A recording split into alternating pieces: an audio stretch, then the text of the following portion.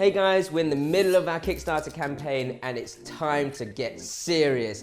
Get your name on the Wok Star Wall of Fame. We've got a whole wall in the school, blank, ready for your names. Get involved.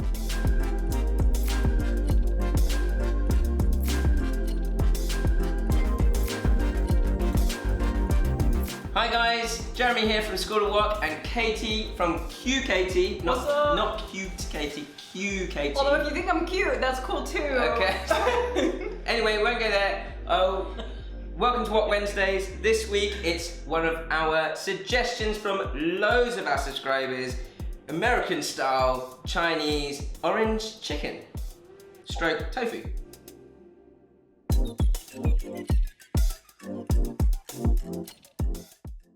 So orange chicken.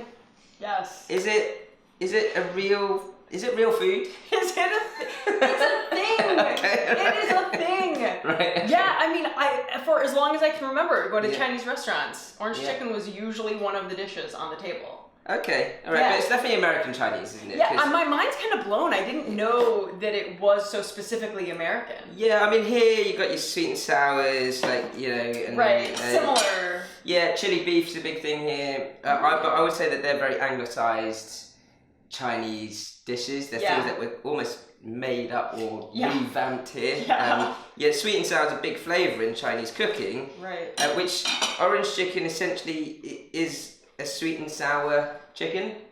Oranges are naturally sweet and sour. Exactly, yeah. It's got the same flavor elements. We're going to start with the base of our mandarins or orange. So just squeeze, we don't have anything, any sort of crazy implements here, just use your hands. I did just wash my hands. Oh, good. I didn't. No, I did. And so get as much of that juice in there as possible. Okay. I would always start with the orange because it's a natural fruit, so you want to sort of taste how sweet or sour that juice actually is before then you actually add any of the other ingredients. Right. So adjust. We might, recipe might say sort of 2 to 3 tablespoons of sugar, but that's why it's 2 to 3 because it may not need that much sugar. Yeah. I've got another interesting sort of ingredient here. This is mandarin peel. Oh. So it's dried orange or mandarin peel. Oh, I thought and they were you like kind of mushrooms. smell that.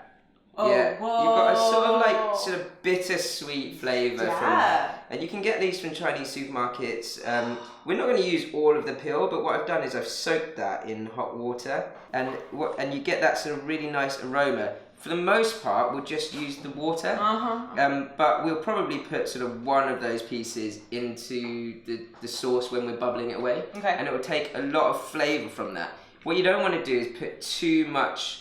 Or put your orange or mandarin peel in for too long because you don't want too much bitterness.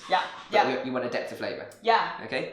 Again, pretty sure that most takeaways won't be using stuff like this.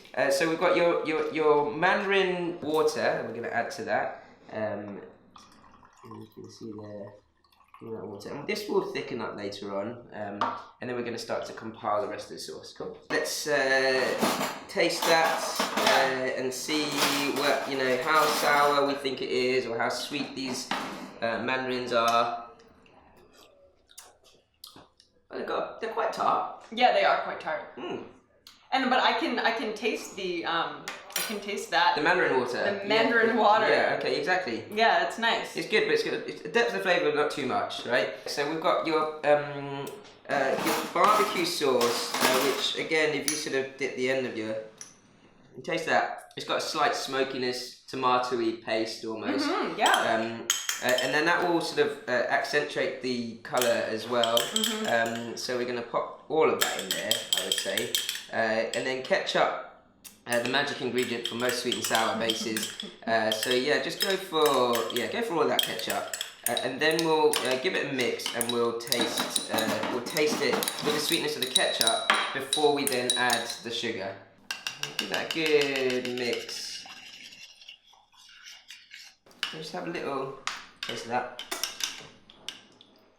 So we get into smokiness from the barbecue sauce, your sweetness from the ketchup. We don't need excessive amounts of sugar. No, not at all. I would say let's start with two tablespoons of sugar and see how that goes. And actually I want to use a little bit of lime juice as well to accentuate the citrus.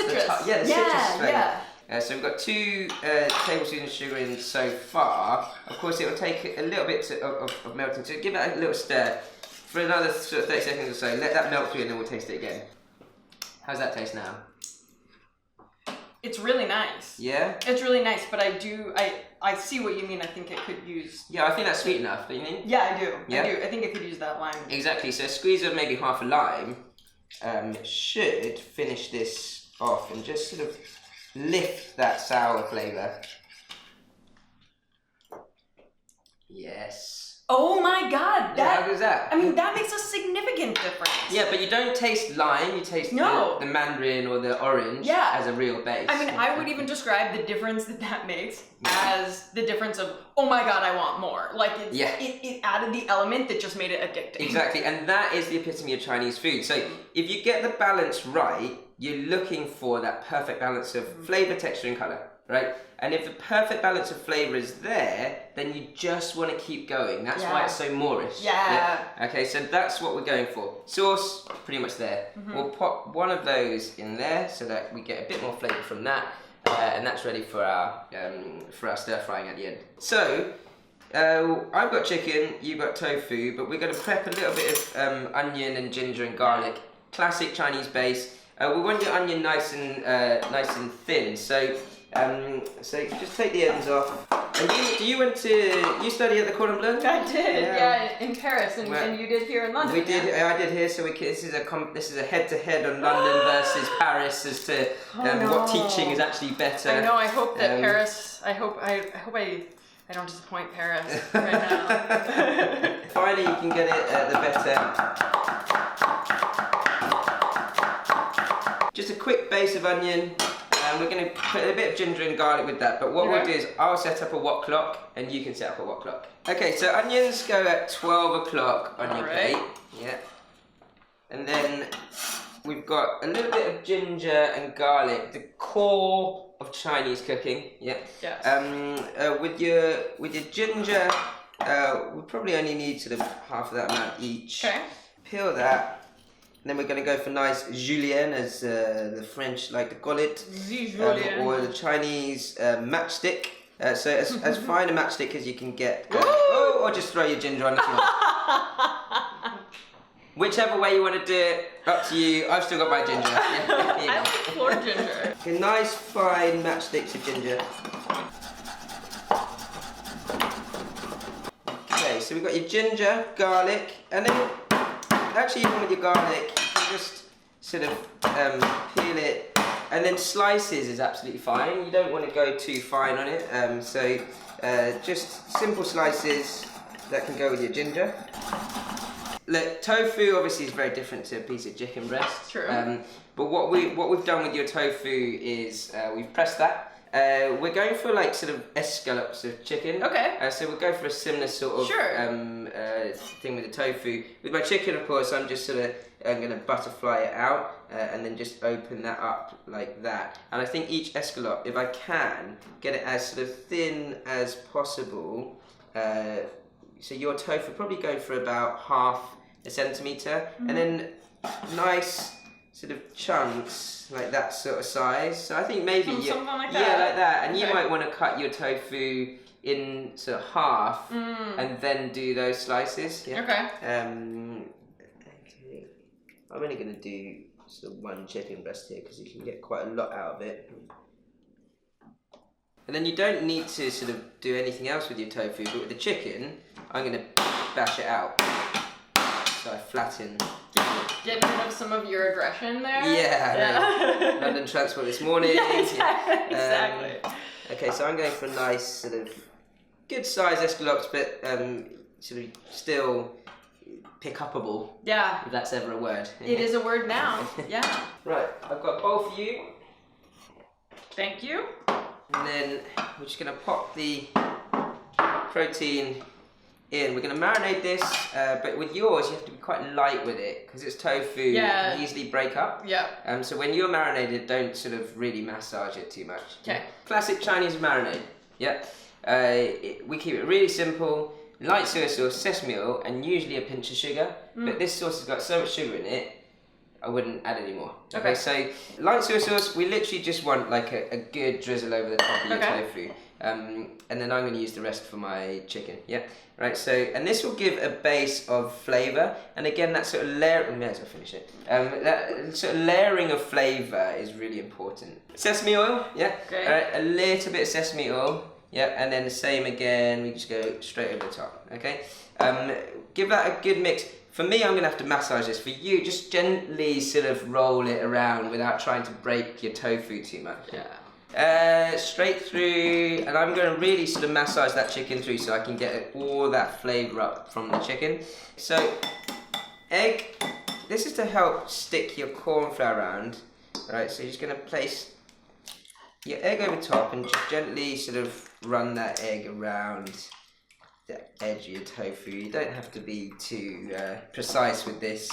Right, so for you, just gently rub it round, and then what we're going to do is we've got your corn flour here. We're going to season that corn flour with a little bit of salt and pepper. Okay, so we'll do your tofu first. Okay. So when you're doing it, just sort of carefully take, piece by piece, and then just cover your tofu in that sort of corn flour, and then you've got a plate there by your side. Just give it a little dust, and then pop it on the plate. Okay? Great. So your tofu is pretty much there. Yeah. I'm going to do the same with the chicken. All right. The key to this is you can see excessive amounts of corn flour here in this bowl. Yes. Now the reason for that is, especially when we're doing sort of meats and things, which I'll put in next, it's a foolproof way of making sure that you've got a really good coating, dry sort of coating around your protein or your meat, yeah, and that's what makes it super crispy. Okay, I feel like some of these are not going to get super crispy. If it's broken a little, I don't mind. Yeah, okay? You can give your hands a clean. I'm going to do the chicken. Yeah. You're looking for like a dry, dusty white consistency around your meat or tofu or protein or whatever you're cooking. Right. So dry, dusty white. Yours is kind of like that, but it's tofu, so it should look slightly different. Right, we're going to deep fry your tofu first, and then we'll do the meat, okay? Now when you're deep frying, go piece by piece, go slowly, but what we do is, I've got this on a high heat already. Yeah. I'm going to test the oil first, so anything wooden is great for that. So if you put your wooden chopsticks in and it fizzes straight away, then you know that your oil is at 180 degrees C. So, and the key is, if it doesn't fizz immediately, then you know it's too not warm low enough. heat. Yeah. But you don't ever want your oil to be smoking hot, especially when you're deep frying, because then it can very easily set on fire. Just lay your sort of tofu pieces one by one into that oil. Okay. Be careful on it. Oh, I smell the frying happening. Oh, yeah. Now we're smelling like a Chinese takeaway. Yeah. Yeah, you can put a few more pieces in there. And you can see how crispy that's getting, actually. Yeah. That's great. Look at that. That's it. Nice. Looking good. Yeah, you can put the last couple of pieces in yet. They come out nice and crispy. Yeah, they're coming out really well. Yeah, it kind of like solidifies them a bit being in there, I think. Yes, exactly. And the corn flour gives it that crust. Yeah. And you can see with the tofu, and anything really, even with the chicken, as soon as it starts to float to the top, you know it's well cooked. Yeah. Because it's sort of airy in between. Yeah. Are you, in terms of color, what are some cues, like when it starts to get golden brown? Right, yeah, golden brown, like most things, then you're like, okay, that's good, Yeah, and because it will continue to fry a bit even after you take it out, right? Yeah, exactly. It'll develop a wee bit more. And actually with tofu, like what we might do is, if we want to keep it super crispy, we'll probably just reduce that sauce down, and instead of putting the tofu into the sauce, we'll pour the sauce over the top. That's your batch of tofu, and then we'll do the same with the chicken. Chicken pieces. So again, because they're quite thin, it shouldn't take much longer than the tofu.